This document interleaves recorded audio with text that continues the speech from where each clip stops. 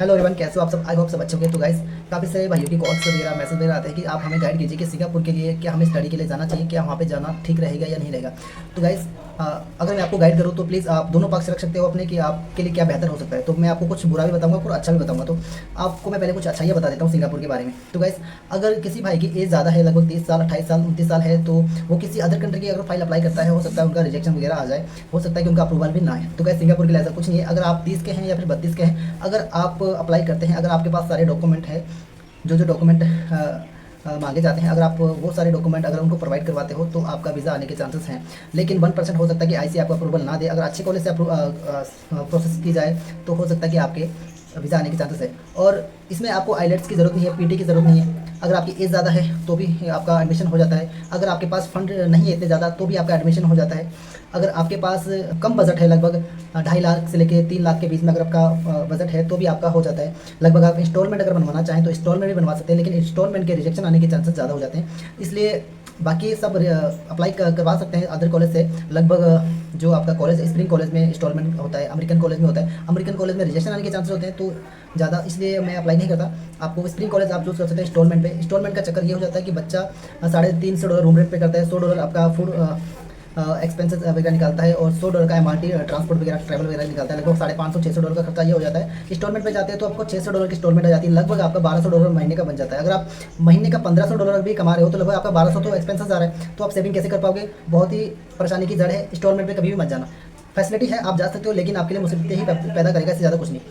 ठीक है, तो ये सब चीज़ें हैं। और वहाँ पे जाने के बाद आप ओजेटी पे जाते हो तो आपके 6 मंथ की ओजेटी स्टडी होती है, 6 मंथ की ओजेटी होती है। तो इसमें आपको बेनिफिट ये मिल जाता है, आप स्टडी के साथ साथ वर्क परमिट भी, आपका वर्क भी बन जाता है। 6 मंथ की स्टडी खत्म होते ही तो कॉलेज आपको ओजेटी प्रोवाइड करवाता है। ओजेटी में आप 12 घंटे की जॉब कर सकते हो, उसमें आपको अच्छी खासी सैलरी प्रोवाइड करवाता है। ठीक है, लगभग 1500 से 1600 आपको ओजेटी मिल जाती है।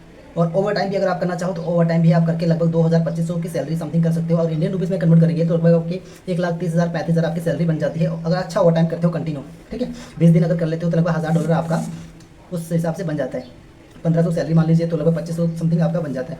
ये कुछ अच्छी बातें हैं सिंगापुर स्टडी की, सिंगापुर स्टडी का। और ये है कि आप वीक में आपको 3 से 4 दिन आपको अटेंड करना पड़ता है, वो 3 से 4 दिन के लिए।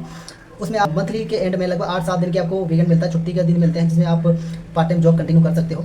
और उसमें आप अच्छा जॉब भी ढूंढ सकते हो। आप मार्केट वगैरह या फिर सिंगापुर की जो सिटी है आप वहाँ पे सर्च कर सकते हो, जहाँ पे आपको पार्ट टाइम वगैरह अच्छा मिल जाए। ठीक है, ये कुछ खास बातें हैं सिंगापुर के लिए। लेकिन सिंगापुर में फ्रॉड बहुत ज़्यादा होता है। वो अपने इंडियंस हैं जो आपसे आपके साथ रहते हैं, वही फ्रॉड करते हैं। प्लीज़ ट्रस्ट जो थोड़ा है आप थोड़े कम लोगों पे कीजिए जो आपके भरोसेमंद है। आप उनसे अगर ट्रस्ट करते हो तो बेहतर है। हर किसी पे पैसों के लिए, लेन देन के लिए वो बच्चे या फिर वहाँ के लोग भरोसेमंद नहीं है। ठीक है, अब आते हैं कुछ बुरी बातें।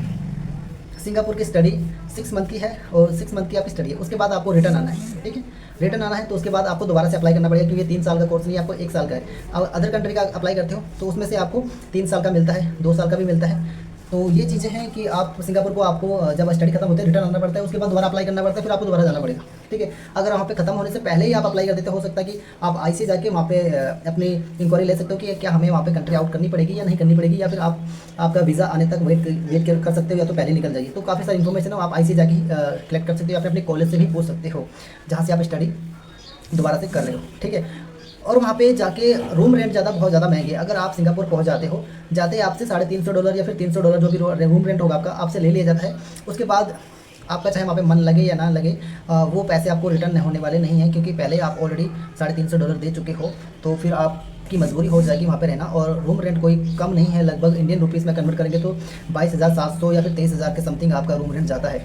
ठीक है, तो ये चीज़ें बहुत ही दुखदायक हैं वहाँ पे कि वहाँ पे रूम रेंट बहुत ज़्यादा है। और ऐसा नहीं है कि $350 अगर आप पे कर रहे हो आपको कोई पर्सनल रूम मिल रहा है, उसमें आप सिंगल आप रह रहे हो, ऐसा नहीं है। आपको शेयरिंग में रहना पड़ेगा। शेयरिंग में 10 लड़के भी हो सकते हैं, हो सकता है कि 5 हो सकता है 6 हो। तो ऐसा नहीं है, वैसे गवर्नमेंट की तरफ से 3-4 बंदे वहाँ पे होते हैं। तो क्वेश्चन अब ये आता है कि सिंगापुर की स्टडी के लिए अगर हम अप्लाई करते हैं तो हमारा कितना बजट लग सकता है। तो गाइस, अगर आपको मैं अपनी तरफ से बताऊं, अगर मैं आपका प्रोसेस डालता हूं या आप मेरी तरफ से प्रोसेस डालते हो, तो आपकी कितनी पेमेंट लग सकती है, कितना बजट होना चाहिए आपका? लगभग आपका 283 तक आपका पेमेंट लगेगा। उसमें से आप टिकट आपकी अलग से बुक करेंगे, लगभग फिर मेडिकल आपका होगा, वहाँ पे जाके स्टूडेंट्स पास का हो सकता है, कुछ पैसा आपका लगे, लगभग आपका 3 लाख तक कंप्लीट हो जाता है। तो जो वीज़ा फीस है लगभग 2,83,000 की मेरी तरफ से है। अगर आप प्रोसेस करवाना चाहो तो आप इजीली करवा सकते हो। नीचे मेरे कॉन्टैक्ट नंबर है, आप यहाँ पे कॉल कर सकते हो। अगर आप विजिट करना चाहें मेरी लोकेशन पे, मेरे घर पे, तो आप उत्तराखंड मेरा स्टेट है, ठीक है। आप उत्तराखंड आके मुझे कॉल कर सकते हो, रुद्रपुर रेलवे स्टेशन पे आके आप मुझे कॉल कर सकते हो, ठीक है। मैं वहाँ से आपको रिसीव कर लूँगा। उसके बाद अगर आपको मैं लोकल अपना एड्रेस बताऊँ तो आप दिनेशपुर मेरी मार्केट है, ये जो मेरी लोकल मार्केट है दिनेशपुर पड़ती है। आप आके मुझे कॉल कर सकते हो, आपको मैं वहाँ से रिसीव कर लूँगा, या तो फिर मैं आपको एड्रेस बता सकता हूँ, आप वहाँ पे आके विजिट कर सकते हैं। तो गाइस जो अपने लोकल के भाई हैं, जैसे कि अपने काशीपुर के हैं, बाजपुर के हैं, या फिर दिनेशपुर के हैं, या फिर गदरपुर के हैं, जो किच्छा के हैं, या फिर बिलासपुर के हैं, तो रामपुरे के हैं, तो ये सब भाई की कॉल्स वगैरह आती हैं, तो आप तो डायरेक्टली आके मुझसे मिल सकते हो, बात कर सकते हो। एजेंट से बात आप फाइलिंग करवाइए, लेकिन पहले उनसे आप इन्फॉर्मेशन ले सकते हैं। इतना मोटा चार्ज देने से अच्छा है कि आप कम बजट में जाए और वहाँ पे जाके जो आप एक्स्ट्रा पैसे दे रहे हो, वहाँ पे 3-4 महीने की एकोमोडेशन बुक कर लो, तो ये सही है। आपको वहाँ पे जाके ये नहीं है कि आपको एकोमोडेशन रोज का डालना पड़ेगा, हर महीने डालना पड़ेगा। जो पैसे आप एजेंट को एक्स्ट्रा दे रहे हो, उसमें से आपको मैं 3-4 महीने की एकोमोडेशन दे देता हूँ, ठीक है। 2,83,000 में आपका सिर्फ वीज़ा का चार्ज है। उसके बाद जो एक्स्ट्रा फीस आप देना चाहो, अगर आप एकोमोडेशन का बोलते हो तो मैं आपका बुक करवा सकता हूँ, उसमें से आपका एक्स्ट्रा कोई पैसा नहीं लिया जाएगा। आप वहाँ पे रहोगे तो आप वहाँ पे पेमेंट दोगे। लगभग एजेंट को आप 4 लाख रुपये दे रहे हो, तो 4 लाख में आपका 5-6 महीने का एकोमोडेशन ऑलरेडी बुक हो जाता है। तो इतना अच्छा पैसा देने से अच्छा है कि आप आके मुझसे मिलिए, इन्फॉर्मेशन लीजिए, उसके बाद अप्लाई करने की कोशिश कीजिए। मिलते हैं आपको अगली वीडियो में, तब तक के लिए जय हिंद, जय भारत।